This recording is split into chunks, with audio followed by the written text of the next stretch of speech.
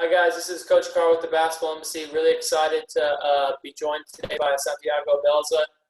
He's going to talk about the analytics in basketball and show some video to go with it. He coaches at Argentina. He's the assistant coach of Peñarol de Mar de Plata. We're really excited to get to work with him. Coach, my Argentinian pronunciation isn't it needs a little bit of work, so I'm sorry if I mispronounced the name, but we're really excited and we're really appreciative of you taking the time to be able to speak with us today, Coach. So just a reminder on these clinics, guys, if you have any questions, go down to that Q&A section, type them out, and if we have time, we'll try and get as many of them answered at the end. Coach, thank you again, and I'll go ahead and pass it on to you. Okay, thank you very much. Thanks for having me. And no, you were right on spot with the pronunciation. I know it's hard to speak Spanish, but you were right on point. So you had it right. Okay, so the topic I'm going to be covering, and I will start sharing my screen now, is analytics. I called it from the stat sheets. Sorry, from the stat sheets to the court. Practical approach to analytics. And basically, it has to do with a question I've been getting lately. I've been getting, within the coaching community a lot, because a lot of coaches, at least in Argentina, I know that we worked with analytics in our team, and we worked we worked probably more than other teams with that. And the question that I always get is, okay, so how do you make use of that? How do you use all those numbers and you turn them into something on the court? So basically, it has to do with that. Of course, it has to do with our head coach. As you mentioned, I worked as an assistant coach this past season for Peñarol. That was our team, and of course, none of all the things I'm going to say would would have been done if it hadn't been for his approach, which was heavily based on analytics. Okay, so before we begin, a little bit of my background. From during the first 7 years of my career, I coached junior divisions here in Mar del Plata, my hometown. Then I started working as an assistant coach. Worked for one season in the Middle East, in Bahrain. Then I worked in the second division. I also had a brief stint at the women's national team. Also, always as an assistant coach. And in the past 4 years, have been working for Peñarol, which is a team in Argentina's first division. So I wanted to mention this really quickly because right here, what you see, 2014-15, that season was important for me because that was when I started working as a pro coach. That was when I first started for a pro team, and that meant working full time. So that also meant, okay, now I'm betting everything I'm doing. I'm betting on basketball. Well, especially considering that I went so far away to work there, and I had a lot of time to invest in myself. So many of the things that we are going to talk about, they have to do also with what I've been learning in these past years, especially around this. I mean, from this point onwards. And if you remember, if you can think about it, 2014-15, those were the years when the Warriors, for example, were peaking in the NBA, and that's when I think, in my opinion at least, advanced stats and metrics, analytics, all that started. I mean, people started talking about it a lot, on whether it was on articles, I don't know, TV shows or whatever. And also, for example, we can also remember back then, that's when a lot of people started talking about the Rockets approach to analytics and all that. And I think those teams had to do a lot with how popular analytics became later. So from that point onward, I became really interested in these topics. And fortunately, this past season, I've been fortunate to work with head coach Gabriel Picato. For those who don't know him, which is probably most of the people out there, outside Argentina, his coaching approach was heavily based on the uses of advanced stats. Sorry, I missed it off right there. On advanced stats. he liked to analyze teams, not just rivals, but also our team from by making use of advanced stats a lot. And since he was also in charge of scouting and advanced stats in the Argentina national team in the last World Cup, because he is an assistant coach himself for the Argentina national team. So basically, with him, with that approach, and with me, with my background and the knowledge I had about all this, it was sort of the perfect situation, because we were both able to work for the first time ever with each other. But we worked a lot on this. We worked a lot on making use of stats, on collecting data, and those kind of things. So the big question again is, how do we go from all the numbers, all the math that we can have within basketball? How do we turn it into something on the court? So in my opinion, most of the some items that I highlighted were, of course, first of all, make use of the software you have. If you don't know how to ask, this is important, because nowadays we have a lot of we have different software that can help us analyze teams with advanced stats, such as, for example, Synergy or NStat, just to name a few.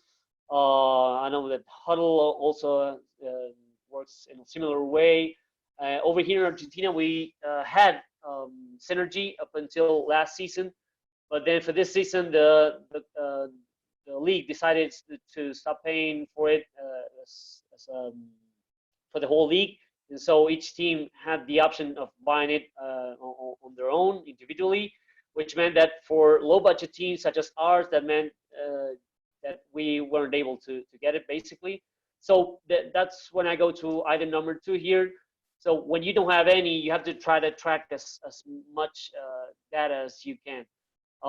So that's basically what we did, and that's why I think we also had to work a lot with analytics, and not just read analytics from software. Of course, if you do have software, try to use it. I know a lot of coaches over here in Argentina who, in this span of 3 years, when we did have Synergy, that they didn't even know how to use it, and they didn't care to ask how to use it either. So I think, in my opinion, that's just a waste of a great tool that is being used everywhere, not just to scout other teams, but also to sign players and many other things. I think that whenever you do have those tools, you definitely have to try to at least learn how to use them, or try to get the best of them.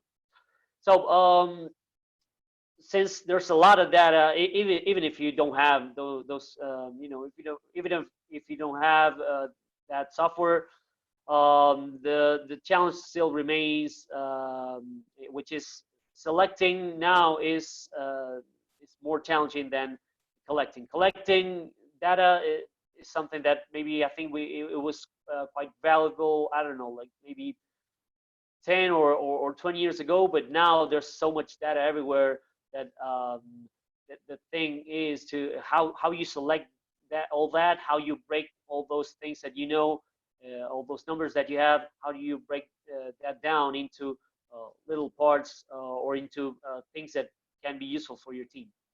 So you always have to remain practical. That's the next item. Even if when you have a lot to say, and this has to do with the fact that players usually don't like stats the way we do.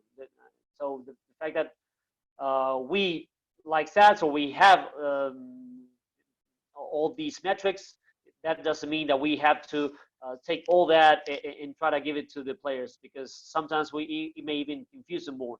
So you always have to remain practical. You always have to try to keep it short. Sometimes they don't even have to know the numbers. They just have to do. They just have to know what to do to favor those numbers. So well, and then the last part has to do with sort of the same thing. We have to work on stats for the sake of analysis and understanding better, or trying to execute better later on, not for the sake of just obtaining numbers, because again, that wouldn't be practical. That would just be working to get numbers, working, I don't know, more like a more like a math analyst than a coach, I guess. So one of the first one of the first areas I'm going to cover is shooting. So by now, I think that everybody is kind of familiar with this next image. This image was done by Kirk Goldsberry. He's one of the most important people when it comes to shooting, shot mapping, and analyzing the game through shooting. So we all know by now that the mid-range shot is the shot that has been lowered in the past years. It's quite clear over here. And basically, it has to do with the value that each shot has. Of course, these shots are always more valuable than the shots in the mid-range area, and the same goes for layups or close-range shots. So since this is what is going on, and we are all aware of this, the question was how we make use of that. So in Argentina, for example, this mapping of shots is no different, because this is the value for each shot. Close range shots are worth 1.28 points per shot. Mid range shots drop to 0.71 points per shot, and 3-point shots are worth 1.02. So basically, of course, you have to try to get as many of the first and third shots as possible. So the question is, can we use this when we work our X's and O's? So the way we did it was by means of having these rules, among, of course, many others, but rules when it came to shooting had to do with, for example, avoid spot up threes, because spot up threes are always worth more than shots of the dribble. Always try to force opponents to take pull-up shots, which is basically the same thing. You have to try to force your opponents to take shots off the dribble.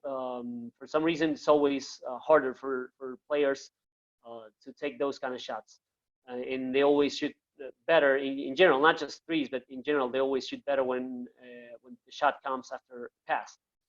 And then for ISOs and post-up actions and ISOs and post-up actions were good for us this past season, and except in special cases, which is, for example, when you had a great player who, for example, you had a great post-up player, you had a great ISO player, we wouldn't help because they're sort of the same thing. They're most of the times ISOs and post-up shots are shots off the dribble. In the case of post-ups, they usually come in the form of turnaround shots. So, I will show you later on how those shots came in. And then we had to try to get as many contested shots as possible, because that's the other part. It's not just about how your opponent creates a shot, how whether he does it, whether he takes it off the dribble or off the pass, but also whether he is being contested or not. That's also a very important part.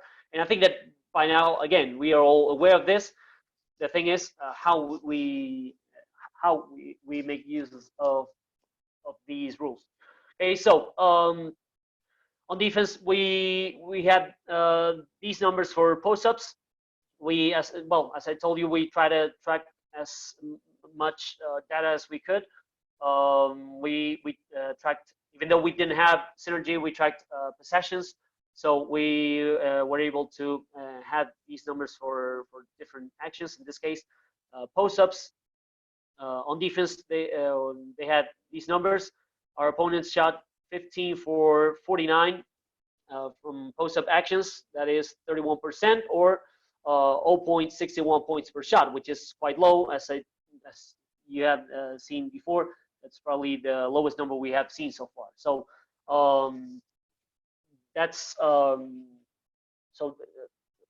those were the numbers for post-up. Sorry. And I will start by showing you what we did on post-ups, which is basically not helping. So let's take this next play, for example.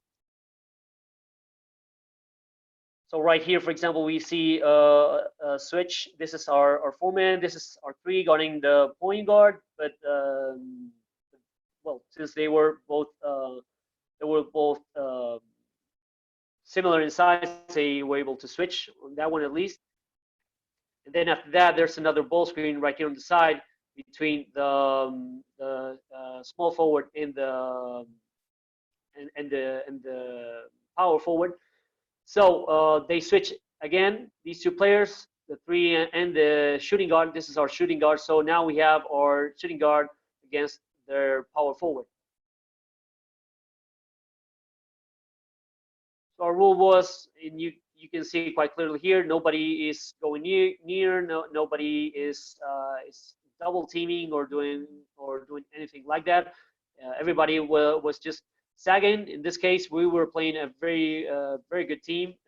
Well, it's actually the reigning champion in this league in Argentina. So they all had good shooters. So that means you cannot sag way too much, or else you will get spot up three, which was one of the things we didn't want.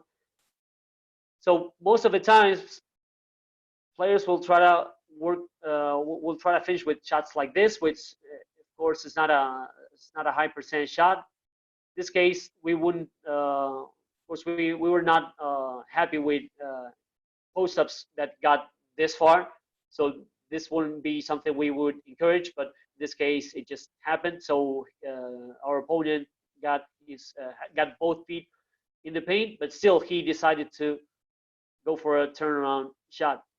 So that's where we can see that in this case it wasn't a good shot.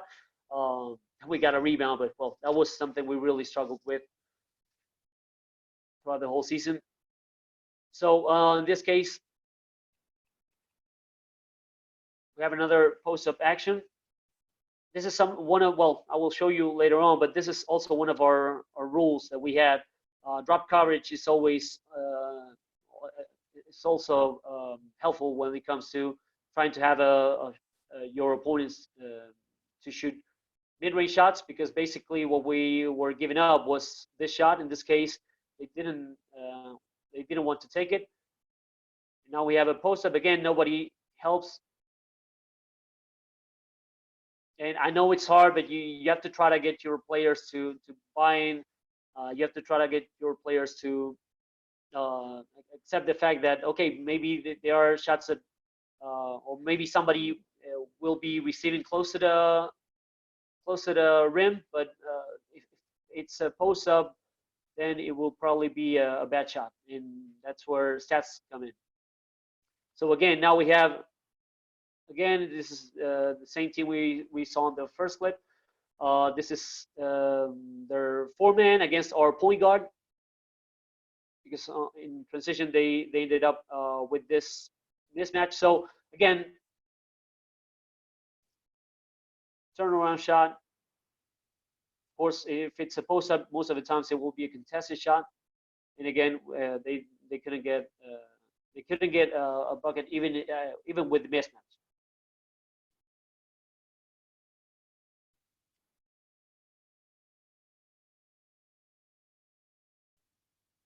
I'll speed it up now so we can watch a couple more clips. But again, there was never anybody, and if we were helping, just like maybe in this one clip, if anybody was sagging, then as soon as they saw the intention of making a pass out, then everybody would go back to their man, because that's definitely not a good shot, and we trusted it was going to be that way.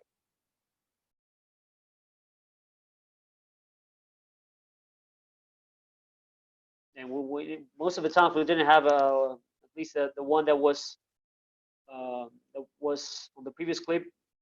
Our foreman right here, he wasn't big at all. He's actually more for a three, playing as a four. So even if we had even if we were giving up that advantage in size, it wasn't about the size, it was about the type of shot that we were receiving. So I left this last one just to show what could happen sometimes, which is basically this. Sometimes, in this case, again, power forward against a shooting guard, turnaround shot. And well, of course, yeah, some are going to go in, and actually there are some shots that go in these clips that I'm going to show you. But that doesn't have to be a problem as long as you are you're all buying into this into this plan, into this idea. So the other area that we didn't help in was ISOs. For ISOs, it's sort of the same thing because, of course, most of the times there will be shots of the dribble. So these were the numbers for ISOs. Mid-range shots, our opponents went 5 for 12, which is 42%, which turns into 0.83 points per shot. And in 3-point shots of ISOs, the numbers were 13 for 46, which is 38%, or 0.85. Again, all numbers which are quite far from the point per shot, which was what we had for close range shots or 3-point shots, which are most of the times in every league they are over the point per shot. Okay, so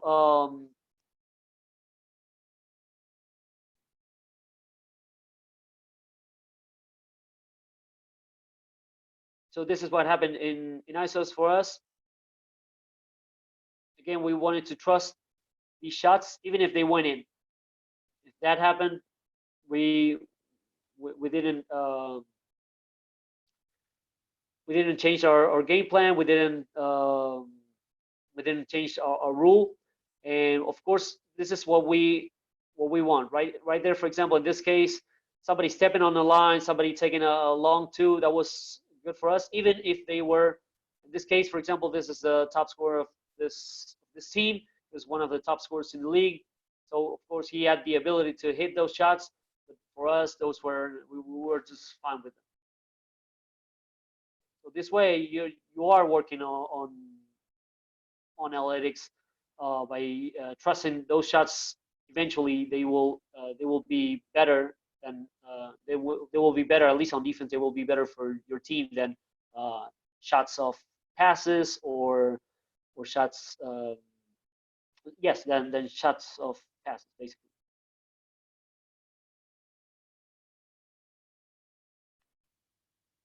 So, for example, on this one,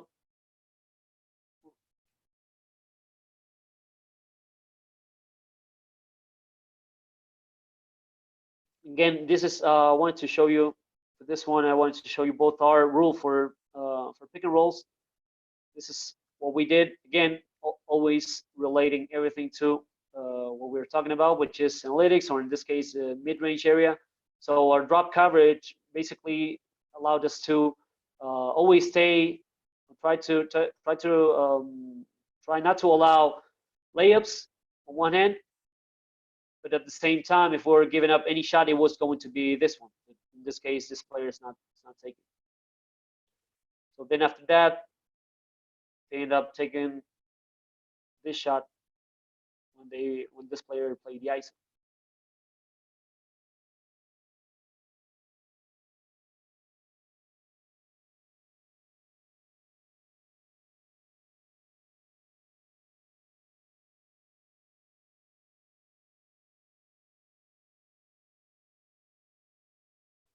On this one, for example, there's a switch. This had to do with the fact that there were 10 seconds or less the shot clock.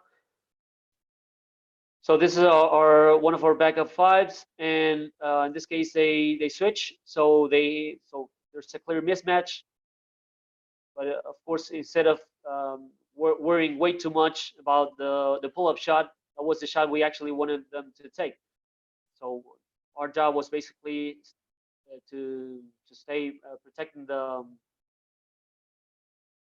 the paint for layups, but allowing B shots. And this is a good example of everything I'm talking about, because look at what happens next. They get the offensive rebound. Of course, I told you that was one of our biggest issues this past season. And what did they get? Basically a spot up three, and that one, of course, goes in. This would be an example of the worst shot we could give up, because it's an uncontested spot up three, and yes, most of the times that's going to happen. So in this one again, in this case, our center asked, he was quite athletic, so our center in this case, he wanted to switch, so he called the switch that occasion. Of course, he tries to extend one arm just to make sure he's contesting a three in case he's taking that one. But he's always ready to keep dropping, keep going back, keep sliding back, so that he forces his opponent to take this shot. So contested mid-range pull-up. That was an example of one of our best shots we could get from that situation. And sometimes players don't. I mean, when it comes to offense, and when it comes to offense, most players don't realize that maybe the best way to attack a mismatch would be to try to draw somebody. Because even though we are not helping in this situation, for example, in this case again, we have our five on a guard, and in my opinion, the best approach that you can have for offense would be to try to either blow him by or try to draw somebody, try to draw a defender to kick it out and then get a spot up shot.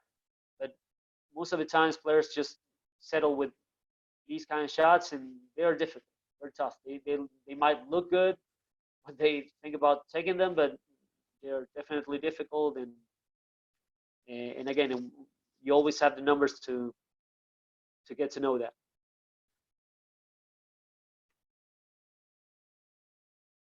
So those shots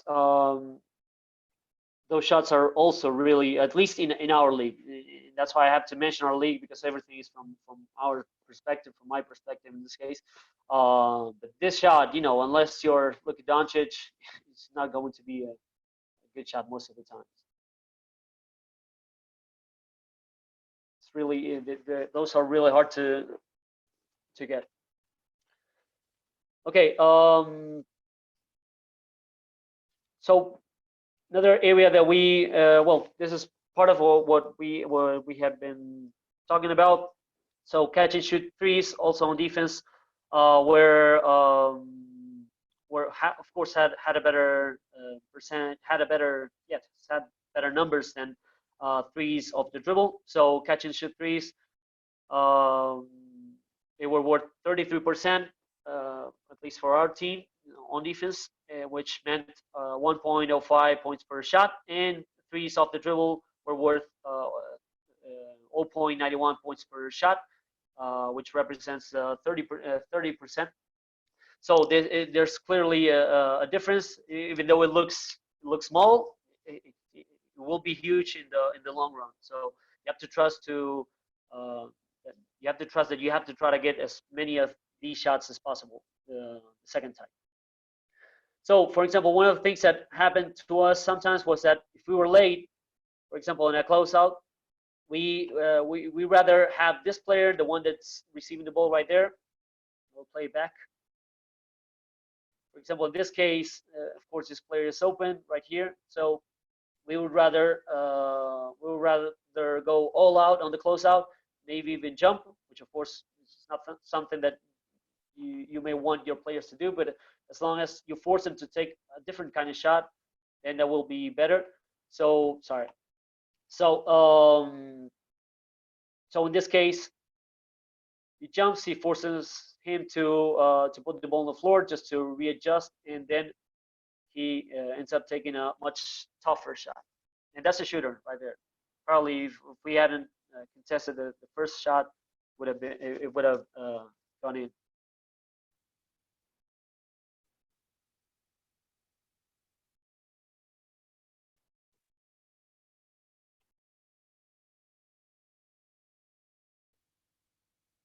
So another example of that. I really want to show you the ones where we fly by because sometimes it was a little bit exaggerated, but um, at least we force our opponents to take shots off the dribble, and that definitely lowered their numbers when it came to 3-point shots.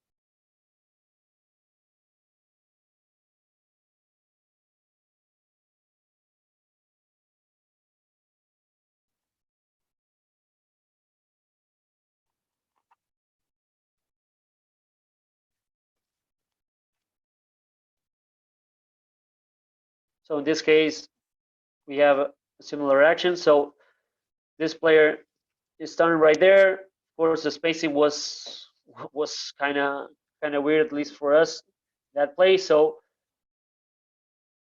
since this player gets beaten on the dribble, he has to stun, and now he's way too far to contest his shot. So by now he doesn't have any other choice but to go for a jump. He's a shooter. He's one of the top.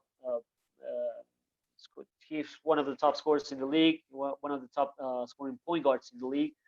So he forces him by going all out. He forced him to take a shot off the dribble. Of course, we want to try to contest that one too.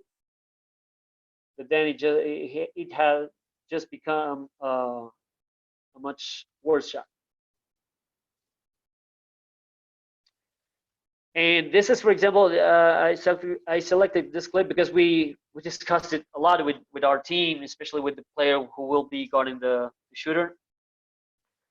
This was, well, you can see it right here, right? You can see it right down there. Under 5 seconds to finish the game, we were up 2, and now they have the ball. They're inbounded the ball, so this happened. So they end up getting that shot with that 1 second left. We couldn't get a basket, so they ended up winning.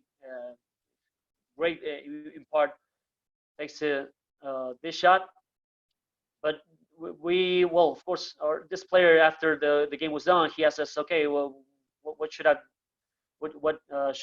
should have I done? What did I do something wrong about this, or what could I've done to guard this player better? And basically, he forced him to take a tough shot, or he decided to take a tough shot instead of trying to drive all the way in.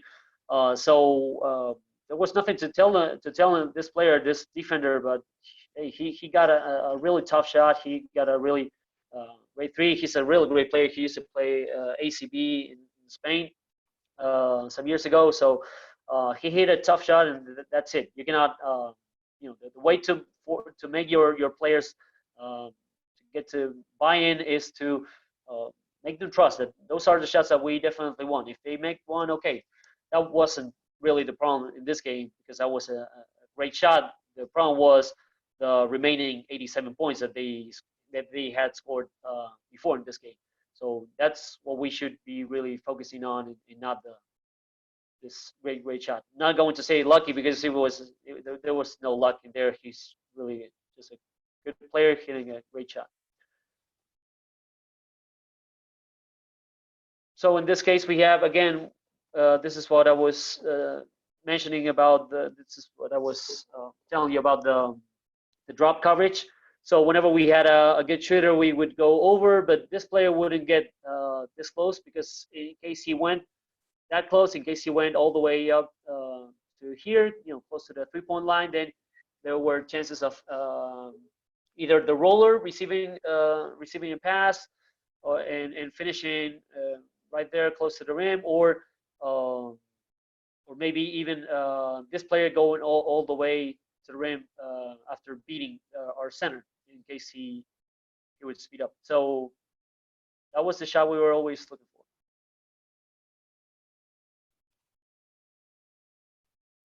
So just to go over the last part of this, then the other area that we wanted to assess was contested versus uncontested shots. So contested threes for us were on defense, they were worth 0.91 points per shot, and contested and uncontested threes were worth 1.03. So again, there's a big difference in contesting versus not contesting. So this is, when you have this, and this is the numbers that we knew this, we knew this before the season started, but after the season, after the season got stopped actually, because it hasn't been finished over here at least, the numbers really show that you want to force your opponents to take mid-range shots, contested shots, contested threes, and shots off the dribble as much as you can. The last part of this is the mid-range area. So again, this is just to show you some clips of our drop coverage. So this is the best shot we could get from our opponents. Of course, the player going over, you will see him right there. First, this one, he went under right there and then over. So it's not like this player is not going to just stand there and watch him taking a mid-range shot just because it's not as good as a three-point shot or a layup. He's of course going to try to contest the shot, going to try to stay close to him without fouling, of course. But that was the shot that most of the times we got with this coverage. And then in turn, sometimes we'll get actions like this. Sorry, I will play it back again. Because since now that's a really tough shot, the one he's taking. Then look at what number 11 right here. That was our forward. Look at what he does right when he sees the shot. He leaks out. So you could even turn that opportunity to you could even turn that mid-range shot that miss into a fast break opportunity. Again, look at the stance of our big right there. It was our bag of five, much slower center than the starting five. Yeah. So so in this case, he wouldn't even dare to take one step further from this because he would get in trouble. So we would give up that shot, and then we would also be ready for boxing out this other player right there in the center on the roll, in case he wanted to get an offensive rebound.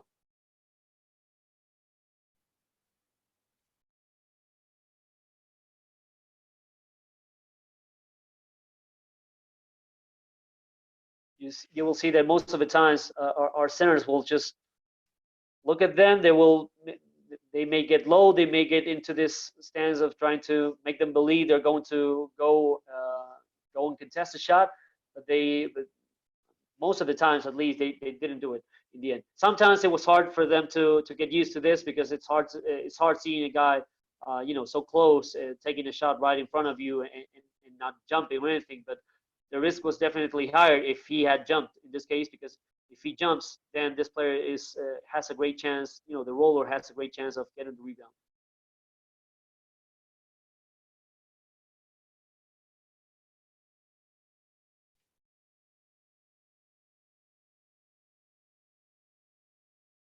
I'll play the next ones in full speed so we can get to watch a couple more. Well, again, this is one of the tough shots I was mentioning before. Again, tough shot by a great player. No problem with that. We just keep playing, knowing that it was a good shot for us. And this is probably the one that you want to avoid because, of course, it's a mid-range shot. In this case, this player had this tough situation of trying to decide who to take the shot. This is a good shooter right here at the corner, so he just tries to get in the way of the pass in case he was going for the extra pass. And since he was close to this player, then this player was exiting out. So he ends up getting this shot. So an uncontested mid-range shot, even if it's a pull-up, even if it's a mid-range shot, that's basically a practice shot. So this is what you don't want to get, because even though it could still be labeled as a bad shot, it's definitely way easier than shots when somebody trailing you on pick and rolls, or with somebody contesting the shot.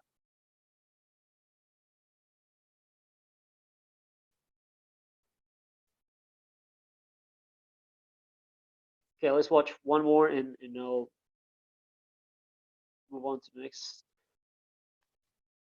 So again, look at the sense right here of the format. This is one of our junior players. That's our one of our backup power forwards. In this case, our opponent was playing with a small lineup, so we tried to match it. And right here, he is extending one arm, but he is never forgetting that his job is to remain there, trying not to go and either force a switch or jumping to this shot at this shooter, so that he could go back and get into the box out.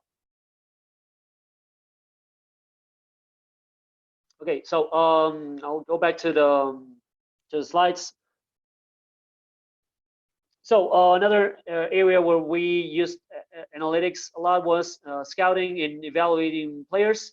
Once again, and I will not get tired of mentioning it. You always have to try to track as much data, as much info as you can in order to assess teams and players better. For players, well, one of the things we did when it came to signing, for example, foreign players, we compared previous seasons so that we could evaluate their potential growth once they were already here. I will show you a quick example of this.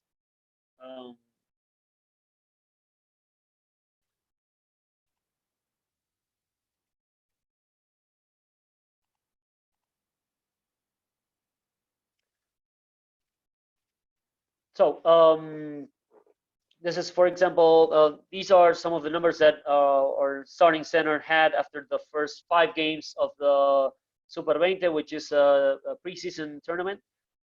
So what the head coach asked us to do, the assistant coach, was to try to gather info from his previous seasons, and especially try to cover these four metrics, these 4 stats, which were true shooting percentage, effective field goal percentage, turnover percentage, and usage. And basically, it had to do with the fact that he had played in Europe in the previous seasons. For example, he had played in Greece. He had also played ACB before, well, Turkey, some other places. So the thing was that he was coming here to Argentina to play more minutes. As you can see, this is what he was playing after 5 games, 28.5 minutes per game. So of course, numbers will look very different if you are comparing different leagues and if you're comparing different roles, because of course over here he wasn't a starter, or he wasn't playing that many minutes. So that's why we wanted to assess the usage percentage, because that's something that that can be assessed evenly, even when you don't have the same number of minutes played. So in this case, what we tried to evaluate was whether his numbers here in Peñarol were much different from those he previously had, and if they were low, for example, how much he could improve, or if they were high, whether whether we could expect him to drop a little bit. So in this case, for example, this is the last row is the average for his whole career. So he used to play fewer minutes, 23.2. His true shooting percentage was below what he was doing at Peñarol. His effective field goal percentage, the same thing, and his turnovers were kind of similar, almost 17%, and he was averaging 18% with us. And his usage was just a little bit higher. So in this case, he was right where we probably wanted him to be. One of the things that at least worried us after the first games was that he had really struggled with free throws. So his free throw shooting was at 47.6% after 5 games. which of course is real low. So we wanted to assess how different it was from previous seasons. So we saw that, for example, okay, he never had except in this case, where he had only played a few games. He had only played 4 games right there in Greece.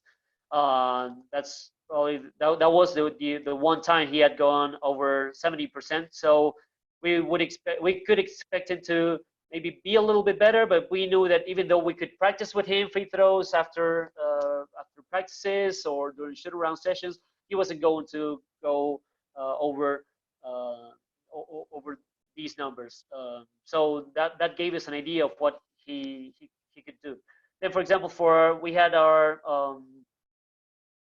shooting guard, our foreign shooting guard. Of course, he was brought here as our top scorer. He had played in Europe also in the previous seasons. He had played in Italy, so he was definitely a scorer and a good one, but he was just struggling a lot in the first games.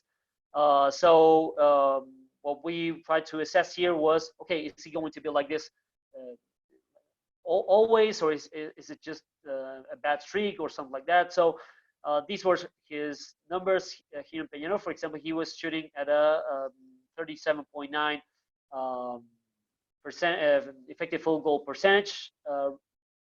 He was shooting 37.9 from effective field goal percentage. So what he had for his whole career before coming to Peñarol was much higher. So in that case, it didn't worry us a lot. Just we had to just make sure we let him know that we knew he could score better, and that way maybe we could boost his confidence a little bit.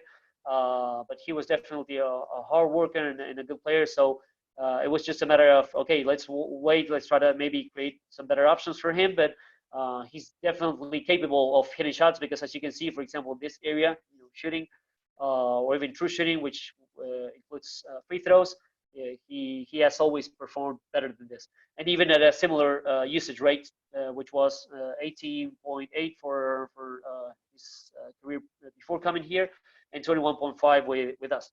So that's something you would do with players. So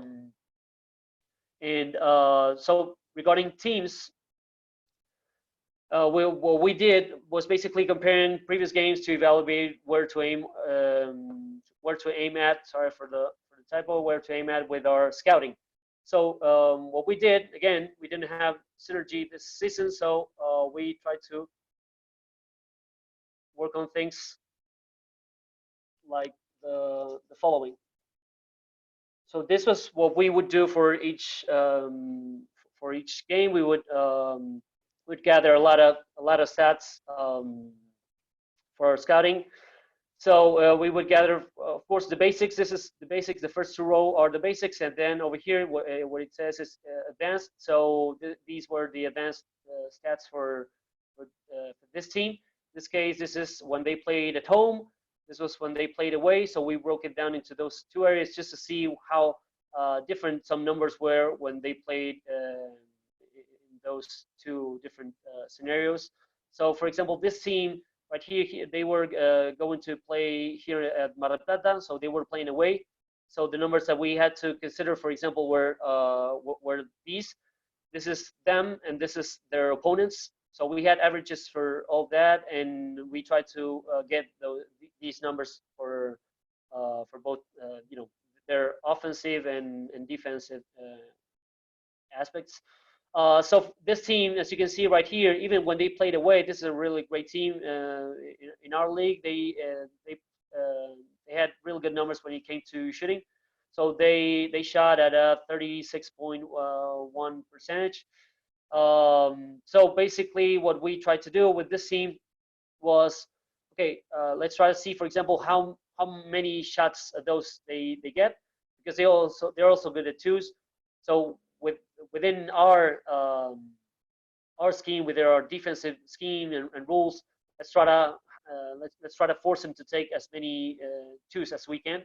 So they average 29% of their shots from the 3-point line.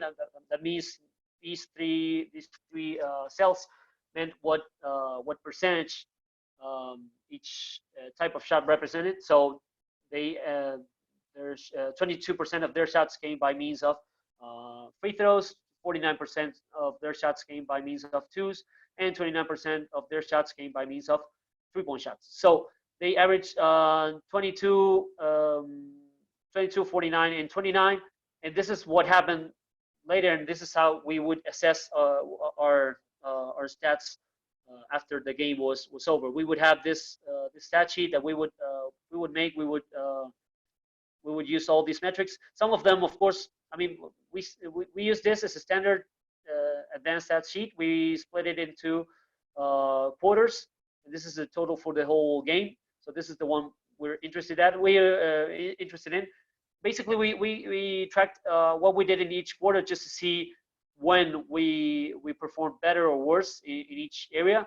But in this case, for example, let's just focus on the three-point shooting because that's what this team was really good at shooting at 36.5% from the three-point line. So if you remember, they shot at 29% of their shots were three-point shots. So in this case, for example, we were able to lower the number to 25. So that's what we would do in order to assess. Okay, did we really do what we were hoping to do in this area, in this particular area, because this is the one that they really standard out for, or didn't we do it? Because sometimes, of course, sometimes we would perform, we would not perform that good, and maybe this wouldn't go our way. But in this case, for example, if you look at this, this is the point per three-point shots that each team got. In this case, this is our numbers. We shot really well, but they shot at a 1.2 point per three rate. So that was really high. But if we compare it to what they did, it was even better. So in this case, maybe okay, we were able to make them take fewer threes, but those threes were probably good ones. So they got a good shot selection anyway. So that's what we would do for each game. Now in this case, for example, we would have this other team. They were also playing here in Mar del Plata, so they were playing away. So we would focus on this second part of our this stat sheet, and we would, for example, this is one of the numbers that they got that was really high among the league. And sometimes we would track the whole league's numbers in order to assess where they were at. So in this case, they had a really good steal percentage, even when they played away. When they played at home, it wasn't that high. It was just a almost 7.9. But when they played away, because they were they used to trap a lot. They used to do different things to get steals, and they had really good players at stealing the ball. They would get, for example, 9% steal rate. So in this case, for example, what happened, and then again we examined what happened in the game after the game was done. We would have to make this stat sheet after the game was done, just so you know. It wasn't like we were doing it live. There was no, but this is something that you can do. All these metrics, you can get them just with the regular stat sheet, the one that you, at least in FIBA, in the FIBA game, you always get after the game. So in this case, the steal rate, which is this one right here, it ended up being 6.6, and actually we were the ones that went that had a 9% steal rate. So in this case, we were able to take care of the ball a little bit more. So that's what I mean. Between this and this, what exists is basically what you tell your players, what you tell your team. And in this case, okay, we were facing a team that had a rate for steals. Okay, so in this case, okay, we have to try to take care of the ball a little bit more. We have to try to avoid risky passes, maybe take care of skip passes as well, because they were able to get many interceptions. So those kind of things were the ones that we would assess when it came to each game in each team in this case. So just to wrap it up,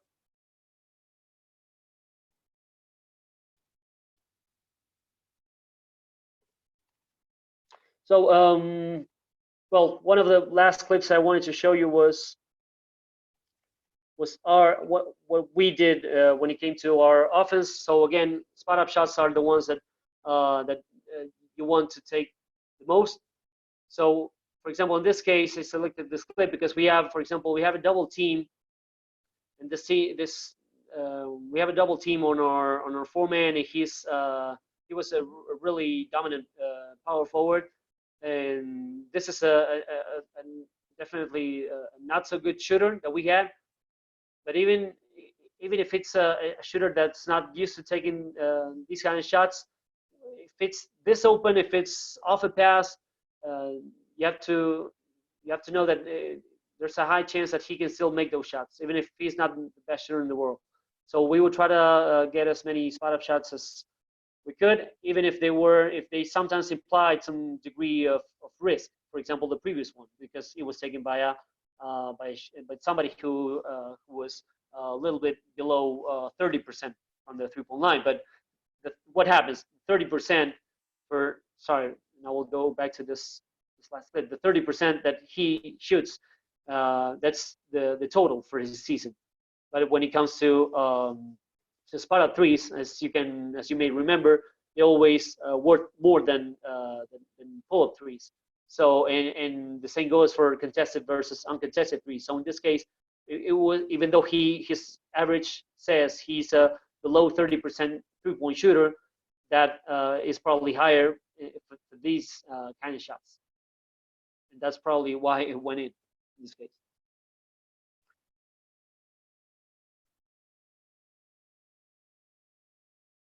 Again, here we have the same player, same shooter. Those kind of shots were definitely the ones we wanted him to take, because it's way too much of an advantage to waste. And the same went for junior players like this one, who maybe struggled a little bit with their shooting as well.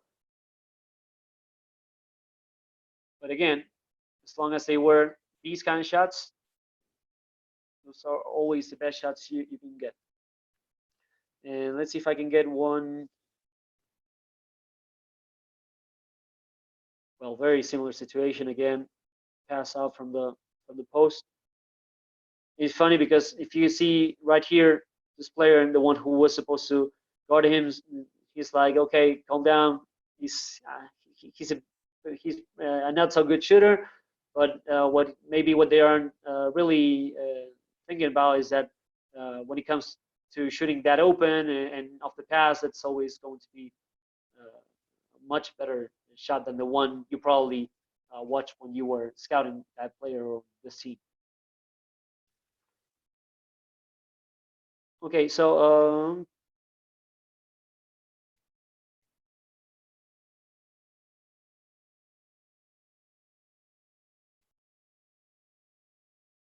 just want to get one more in. Okay, so these shots were also the ones that maybe they may look risky in appearance, but they're also spot up. So even if it's a shot that's coming in the first seconds of the play, it's still a spot up shot. If it's still, of course, taken by somebody who can make shots, who can actually make shots from the 3-point line, that's going to be a good shot. And even though we didn't play fast at all, we weren't one of the teams that had a high pace or anything like that.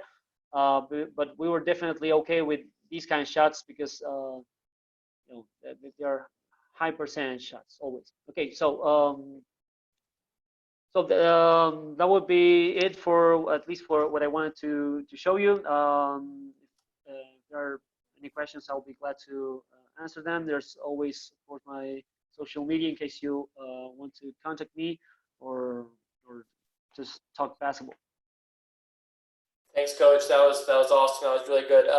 Just a couple of quick questions here from the group. For those who don't have analytics software, what are 3 areas one should focus on?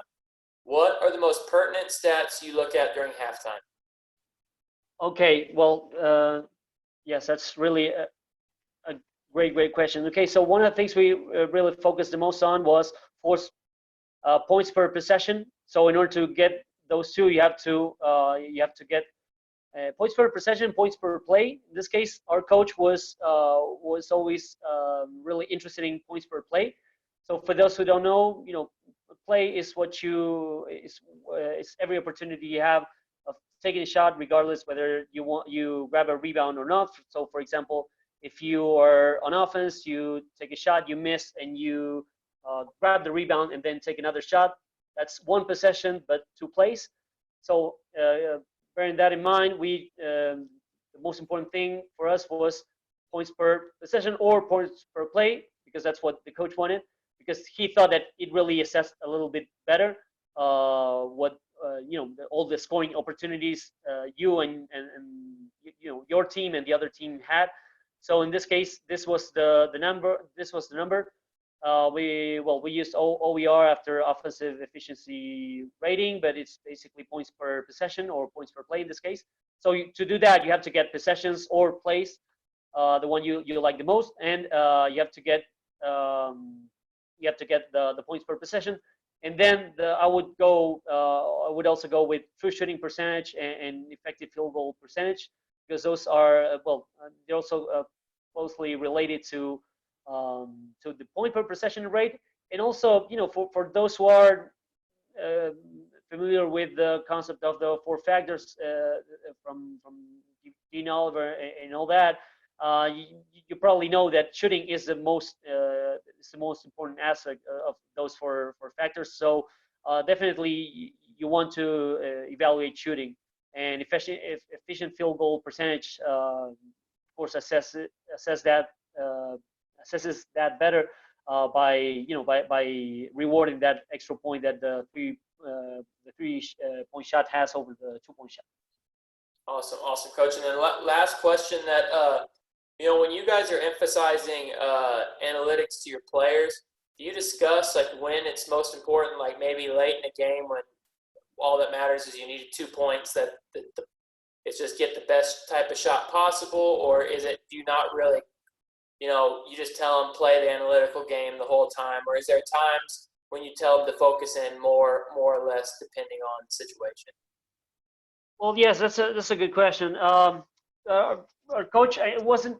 I mean, of course, we had our game plan, and maybe some of the things you probably watched had to do with game plans as well, because of course you're not going to play the same way with everybody, because some players are really good, and maybe some players are not that good, and so maybe you may gamble a little bit more. For example, it wasn't like we weren't playing hedge or we weren't double teaming ever.